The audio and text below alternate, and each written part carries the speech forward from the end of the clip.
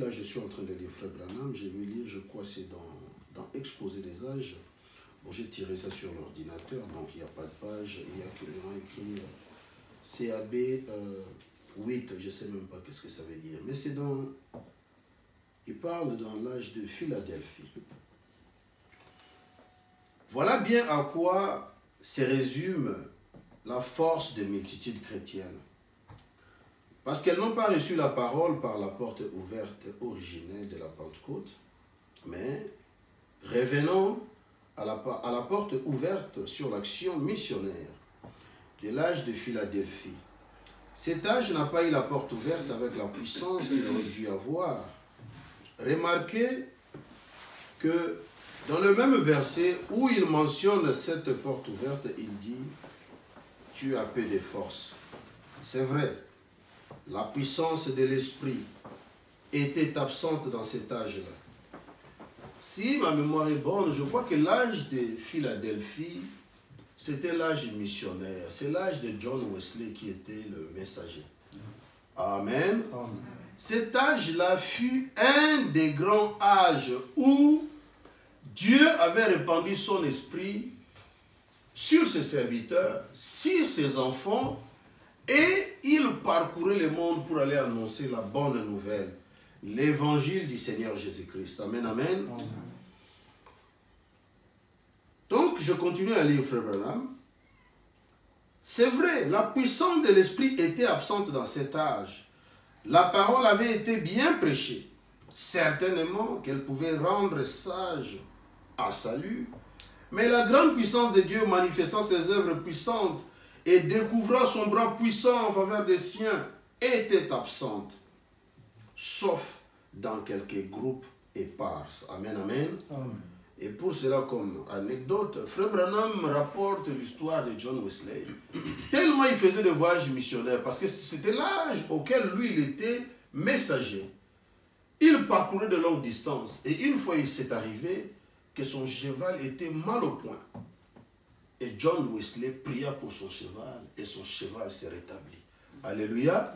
C'est pourquoi Frère Branham dit ici, l'Esprit de Dieu agissait de façon éparse, ça veut dire éparpillé, par-ci, par-là.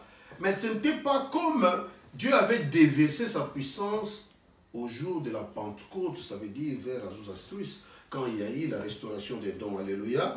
Jusqu'à ce que, comme le monde priait pour l'arrivée du don, et plus tard, vers les années 1900, il y a eu un enfant qui était né, et la colonne de feu était rentrée ces jours-là dans la cabane quand l'enfant était né. Donc, on n'était pas encore arrivé là-bas. Mais ici, Frère Branham nous dit comment est-ce que l'esprit de la mission était revenu dans l'âge de Philadelphie. C'était comme un tremplin par rapport à l'âge qui allait venir. Alléluia. Amen. Donc, je continue à lire Frère Branham. Son bras puissant, tout ça. Pourtant, Dieu soit loué, cette puissance s'étendait et avait augmenté par rapport à ce qui existait au temps de la réforme. Alléluia. Amen. Vous savez, quelquefois, je reste comme ça, Frère Branham faisait le même constat. C'est-à-dire que le peuple de Dieu, des fois, ne réalise pas quel genre de peuple il est. Combien privilégié il est. Ça veut dire que c'est un peuple qui a certainement tout à la portée de ses mains, mais il vit comme si, quelquefois, il n'a rien. Alléluia. Amen. Mais pourtant, Dieu lui a tout donné. Donc, Frère Branham ici, il dit que cette puissance s'étendait et avait augmenté par rapport à ce qui existait pendant ce temps-là de Philadelphie. Jésus, notre Seigneur, dans les évangiles, qu'est-ce qu'il a dit? Tout est possible à celui qui croit. Mais aujourd'hui, on est au temps de la fin. C'est-à-dire au temps où Dieu a mené la fin de l'histoire de la rédemption en ce qui concerne le peuple de païens. Parce que nous étions sans Dieu.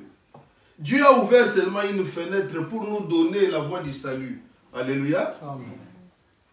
Béni soit le nom du Seigneur. Nous parlons de l'œuvre missionnaire. Parce que quand on va arriver quelque part, vous verrez que l'œuvre missionnaire, ce n'est pas le travail seulement du prédicateur. Non, non, non. Frère Branham dit quelque part que le réveil, ça commence toujours avec un homme. Donc en réalité, les réveils, quand vous recevez Christ en vous, vous êtes déjà vous-même comme vous êtes là, un réveil. Alléluia. Laissez-moi vous donner une illustration pour étayer mon explication. Cette femme-là, quand elle était partie au puits, qu'est-ce qui s'est passé? Elle a rencontré un missionnaire, c'était Jésus-Christ lui-même. Mais qu'est-ce qui s'est passé? Lui, il avait le feu en lui, Jésus. Parce qu'il était la vie, n'est-ce pas? Il était la vie éternelle. Et quand quelqu'un pouvait être mort, mais s'il rencontre Jésus qui était la vie, la mort qui était en lui devait faire quoi? Fuir. Parce que cette femme-là, c'était une femme de mauvaise vie. Alléluia. Amen. Mais quand elle a rencontré Jésus, Jésus a conversé avec elle. Qu'est-ce qui s'est passé? Un réveil commença dans son cœur. Alléluia. Qu'est-ce que je cherche à dire? Ça veut dire que quand vous rencontrez Dieu, et que Dieu réellement parle dans votre cœur, ne vous retenez pas. Partez annoncer la bonne nouvelle. Dites que Dieu est en mouvement. Mon frère, fais-tu partie de ces groupes-là, oui ou non? Alléluia. Amen. Et cela devient donc ton fardeau. Gloire soit rendue au Seigneur Jésus-Christ. Je continue à lire Frère Branham. C'est dans cet âge qu'est apparu celui qu'on appelle souvent le père de mission, William Carey, un coordonné de village qui était pasteur de l'église baptiste pluralististe de Moulton en Angleterre, suscita de profonds remous dans la population en prêchant sur le sujet suivant. L'ordre donné aux apôtres, l'écriture que nous venons de lire, d'aller enseigner toutes les nations, n'était-il pas obligatoire? Oh mon Jésus, vous savez frère, pendant que je suis en train de lire cette écriture, une écriture m'est passée dans l'esprit.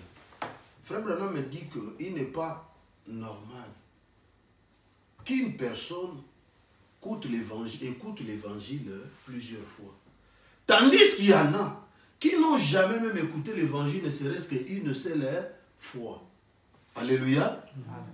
Donc, quand vous êtes convaincu que Dieu a parlé dans votre cœur et que vous avez la conviction que vous avez reçu Christ en vous, cela vous responsabilise d'aller dire à quelqu'un, ton voisin, alléluia. Nos voisins, des fois, ils ne savent même pas que vous êtes chrétien. Mais quel genre de chrétien nous sommes finalement? Parce que nous sommes la force de Dieu sur la terre. Alléluia. Nous représentons Christ sur la terre. Et comment les représentons-nous? Déjà, notre voisin même, tu ne peux même pas lui parler. Pourquoi? Peut-être parce que tu es un querelleur. Peut-être parce que tu es un chamailleur. Peut-être parce que tu vis une vie cachée. Peut-être parce que tu as honte de Jésus. Il y a plusieurs raisons. Mais qu'a dit Jésus? Celui qui aura honte de moi, j'aurai aussi honte de lui. Alléluia. Oh, merveilleux Jésus. Donc Dieu qui est rempli d'amour, ce matin, ou plutôt cet après-midi, il a voulu nous parler de l'œuvre missionnaire. Donc c'est notre responsabilité d'aller voir quelqu'un quelque part et de lui dire ce que Dieu est en train de faire. Alléluia. Vous savez mes frères, d'où je viens, le pays que je viens, parce que je suis congolais de Kinshasa. Là-bas, c'est presque partout où on connaît qu'aujourd'hui Dieu a envoyé un prophète. Son nom c'est William Branham. Alléluia. Amen. Mais je ne prendrai pas toute l'Europe. Je prendrai seulement peut-être, même pas toute la ville. Seulement dans mon quartier ici. Je ne sais même pas combien de personnes connaissent que Dieu a envoyé un prophète. Ne serait-ce qu'en termes d'information. Même pas en termes de croire. Alléluia. Cela veut dire qu'on est paresseux. C'est ça la vérité. C'est une grande interpellation. Amen. Si seulement nous pouvons prendre cela comme étant notre part. Alléluia. Après avoir reçu la bonne nouvelle que Christ est venu, que les mystères sont révélés, que Dieu a envoyé un prophète. Alléluia. Le prophète de Malachie 4. Amen, amen. Et Dieu qui ne fait rien sans avoir révélé ses secrets à ses serviteurs, le prophète, aujourd'hui, il a envoyé un message. Alléluia. Par William Marion Branham. Donc c'est notre responsabilité d'amener ces messages au loin. Alléluia. Je suis en train de vous lire cette écriture, plutôt cette histoire que Frère Branham a racontée. Il continue, il dit que L'ordre donné aux apôtres d'aller enseigner toutes les nations n'était-il pas obligatoire pour tous les prédicateurs suivants jusqu'à la fin du monde, vu que la promesse accompagnant ces commandements s'étendait également jusqu'à la fin du monde. Alléluia. Donc Jésus a donné une instruction, non pas qu'il devait s'arrêter dans les temps. Alléluia. Mais c'était une instruction qui devait continuer. Gloire soit rendue à Jésus. Alors, frère Branham continue, il dit que il fut combattu par les calvinistes. Donc ce frère-là, il était combattu par les calvinistes, qui avaient poussé la doctrine de l'élection à l'extrême, croyant que tous ceux qui doivent être sauvés seront sauvés, et que le travail missionnaire était contraire à l'œuvre des esprits. Vous voyez? Pour moi, quand je lis de telles écritures, je me dis que ces gens-là, ils étaient en train de justifier l'incrédulité. Alléluia. Parce que l'œuvre missionnaire, ça ne peut pas arrêter. Aussi longtemps qu'on est sur la terre, aussi longtemps qu'on est en train de respirer. Alléluia. Amen. Parce qu'il y avait un ange qui parcourait la terre. Cet ange, pendant qu'il parcourait la terre, la Bible dit, il cherchait ceux dont les cœurs étaient brisés. Brisés par quoi? De voir les abominations qui se commettent dans la ville. Quand il les voyait, et il les regrettait parce qu'ils avaient un message à porter vers ces gens-là. Fouillez cet endroit, venez ici. Il y a Goshen ici. Il y a le salut ici. Alléluia. Amen. Ce sont ces gens-là que l'Esprit de Dieu faisait quoi? Mettez les sceaux. Alléluia. Amen. Vous voyez? Si vous vous posez la question, comment est-ce que je dois recevoir le Saint-Esprit? Voilà un des secrets. Sois zélé. Alléluia. Amen. Va annoncer la bonne nouvelle. La femme, elle ne prêche pas, mais elle témoigne. La Bible dit que ce jour-là, la prostituée, après qu'elle soit partie là-bas, et venez voir, venez voir. Il y a eu beaucoup de gens qui sont venus. Alléluia. Amen. Et pour confirmer la parole de Dieu que la femme ne doit pas prêcher, après avoir écouté les discours de Jésus, ces gens-là, ils ont dit à la femme, tu sais quoi, maman? Maintenant, nous n'avons pas cru à cause de tes paroles, parce que nous-mêmes, nous avons écouté. Alléluia. Amen. Vous voyez? Dieu, il est toujours derrière sa parole. Il fait quoi? Il confirme sa parole. Amen, amen. Je continue de lire frère Branham.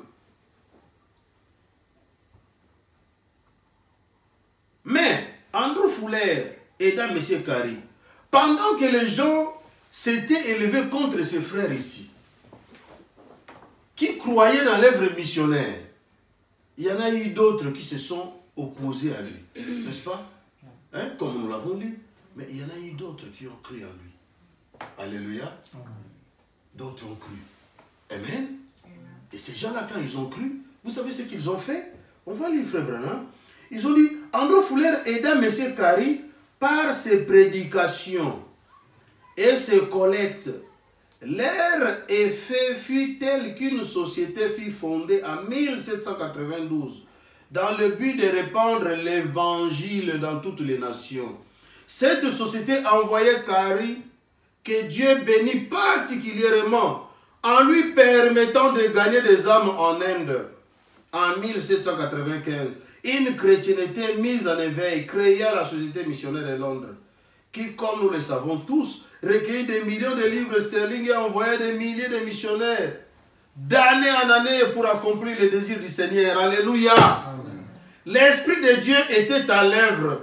Encore d'autres brebis auraient bien pu être les cris du cœur de ces croyants fervents. Alléluia. Amen. Vous avez entendu leurs cris de ces croyants fervents. Encore quoi? Encore d'autres brebis. Brebis de qui? D'une assemblée? Non. D'un groupe de gens? Non. D'une dénomination? Non. Brebis du Seigneur. Alléluia. Amen. Donc vous voyez mes frères. Et regardez ce que frère me dit. Frère me dit que l'Esprit de Dieu était à l'œuvre. Frère me dit quelque part que si vous êtes en train d'accomplir l'œuvre missionnaire, vous êtes dans la volonté parfaite de Dieu. Alléluia. Si quelqu'un vient et vous dit, frère, ce que vous êtes en train de faire là, prêcher l'évangile, chercher les âmes, répandre la bonne nouvelle, ce n'est pas la volonté de Dieu. Dites, mon frère, ma soeur, ce que vous me dites là n'est pas conforme à la parole. Parce que frère Branham me dit, je suis dans la volonté parfaite. Alléluia. Amen. Et quand vous êtes dans la volonté parfaite, Dieu est obligé de soutenir cela. Amen. Alléluia. Amen. C'est la parole du Seigneur. Donc, je continue à lire. C'est une époque tout à fait remarquable. Dans les passages des Écritures qui servent de base à notre prédication. Oh mon Dieu, mon roi. Là, je viens de changer, je viens de faire une virgule. Bon, on continue. C'est une époque tout à fait remarquable. Dans les passages des Écritures qui servent de base à notre prédication, nous constatons qu'il est dit, du temps de Samuel, les visions n'étaient pas fréquentes. Et donc, quand il n'y a pas de vision, dit la Bible, le peuple est sans frein. Nous devons avoir une vision. Ça, c'est frère Branham. Amen. Amen. Maintenant, la vision du chrétien, c'est quoi? Parce que Dieu nous a placés sur la terre dans un but. Le but de le connaître, lui, Dieu. Et après que tu l'aies connu, lui, Dieu, de répandre les nouvelles pour que d'autres aussi puissent croire. Amen. Comme toi, tu as eu l'occasion de croire. Amen. Alléluia. Amen. Donc, quelqu'un qui se met debout, qui se dit que moi, je vais aller faire l'œuvre de Dieu. Quand toi, tu viens, tu dis, hé, ne parle pas. Tu vois ce que tu es en train de faire là. Ce n'est pas bien. Vous allez écouter ce que Frère Branham va dire ici. Ce n'est pas moi. Je vais lire Frère Branham. Parce que l'Esprit de Dieu poussera quelqu'un à accomplir la volonté de Dieu. Alléluia. Amen. Amen, oui. Si vous recevez l'Esprit de Dieu et vous commencez à faire des choses contraires à la parole de Dieu, regardez encore votre expérience. Alléluia. Parce qu'il y a quelque chose qui ne va pas. Parce que si vous avez reçu l'Esprit de Dieu, vous serez poussé à accomplir les choses que Dieu a déjà fait, qu'il a prononcé qu'il va faire. Amen. Alléluia. Amen. Oh mon Dieu, mon roi. Vous savez quoi, mes frères? Je me sens très bien ce soir. Alléluia. Amen. Parce que l'Esprit de la liberté de Christ est en train de jubiler dans mon cœur. Et cela me donne le droit de confesser l'évangile. Amen. Amen. De propager la bonne nouvelle. Alléluia. Amen. Parce que c'est le but pour lequel Dieu m'a placé sur la terre. Amen. Gloire soit rendue à Jésus-Christ. Et quand l'Esprit de Dieu vient comme ça, c'est comme Paul le disait, je n'ai consulté ni la chair ni le sang. Alléluia. Amen. Mais j'ai reçu l'appel du Seigneur. Et j'ai compris la mission et je me mets en marche. Béni soit le nom du Seigneur Jésus-Christ. Donc, je continue à lire Frère Branham. Les visions étaient rares. Mais Frère Branham dit ici, je vais souligner, que quand il n'y a pas de vision, la Bible dit le peuple est sans frein. Mais la vision dont parle Frère Branham ici, c'est quelle vision? C'est faire la volonté du Père. Alléluia. Amen. Oui, bien-aimé. Si vous voulez prospérer dans votre vie, faites la volonté de Dieu. Zoé, tu veux prospérer dans ta vie. Fais la volonté de Dieu. Parce que la Bible dit, cherchez d'abord le royaume des cieux. Et toutes ces choses vous seront données par-dessus. Alléluia. Donc, quand vous n'avez pas un objectif, quand vous n'avez pas une vision, quelque part, on va lire l'Écriture, Frère Branham me dit, manquer le but, c'est ça le péché. Alléluia. Vous savez, je vais donner un exemple simple. Maman Joël part quelque part, elle achète un vase. Elle vient, elle dépose ça là. Un vase vraiment bien la d'honneur, tout ça, on a fleuri, tout. Si par malchance, un pot de peinture tombe sur ces vases-là, qu'est-ce qui va se passer? Le vase va perdre toute sa splendeur. Donc le vase va perdre le but pour lequel on l'avait mis là sur la table, pour embellir, pour accomplir un objectif. Alléluia. Et qu'est-ce qui va se passer? On prendra ces vases, on les mettra de côté. C'est ça, mes frères bien-aimés. Nous sommes sur la terre. Paul dit, il dit nous sommes des vases. Alléluia. N'est-ce pas? Il dit que le potier qui est Dieu, il nous façonne selon son propre plaisir. Alléluia. Donc si Dieu t'a fait un maçon pour le royaume des cieux, bâtis la maison du Seigneur. Alléluia. S'il t'a créé une ménagère, sois toujours une bonne ménagère pour témoigner Christ. C'est ce que dit Frère Branham. Alléluia. Dans le corps du Christ, il n'y a pas de chômeur. Amen, amen. Tout le monde doit travailler. Tout le monde doit travailler. Dans ton boulot, parle de Jésus, témoigne du message. Parce que tu ne sais pas qui y est fils de Dieu. Alléluia. Oui, toi parle seulement. Et ne te décourage pas. Parce que moi, j'ai fait ce travail. Je ne l'ai pas fait dès aujourd'hui. Je l'ai fait, ça fait des années. Tu sors comme ça des fois de ta maison le matin, tu prêches là, tu parles là-bas, tu vas même dans les hôpitaux, tu parles. Peut-être dans une